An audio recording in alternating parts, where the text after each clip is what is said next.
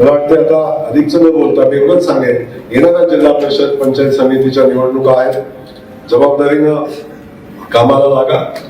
आजपासून म्हणण्यापेक्षा आपण लागलेलंच आहे. मला वाटतं बरेच गडी तयारी करून जमलेले आहेत.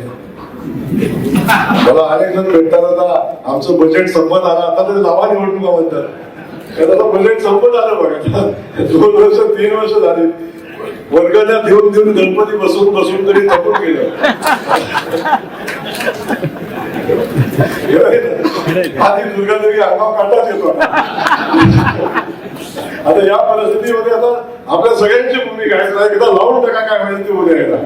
तेव्हा आता देवेंद्रजींनी निर्णय घेतलेला आहे की आता या निवडणुका लागणार आहेत. त्यामुळे बारकाईनं सगळ्या गोष्टीवर लक्ष ठेवा आणि येणाऱ्या निवडणुकीत ठाणे जिल्ह्यामध्ये राज्यात तर भारतीय जनता पक्ष 1 नंबरचा आहेच आहे, पण ठाणे जिल्ह्याची जिल्हा परिषद ही भारतीय जनता पक्षाची युतीपी आपलं बहुमत असलं पाहिजे. म्हणजे सदस्य संख्या आपली आता कशी आहे, आपली सदस्य संख्या माहिती आहे तुम्हाला 132 आणि 5 37 बरोबर ना. आणि 37 पासून 50 पर्यंत लागणारे सगळे आमदार जे आपणच तिकडे दिले तर निवडून आले. कशात आपणच निवडून दिलेलं, आपणच दिलं तिकडं, मग तिकडून निवडून आलेले. आपली बेरीज घेता आज पण जवळजवळ 150च्या आसपासची. किती जरी युतीचं सरकार असतं बहुमत कोणाचं आहे?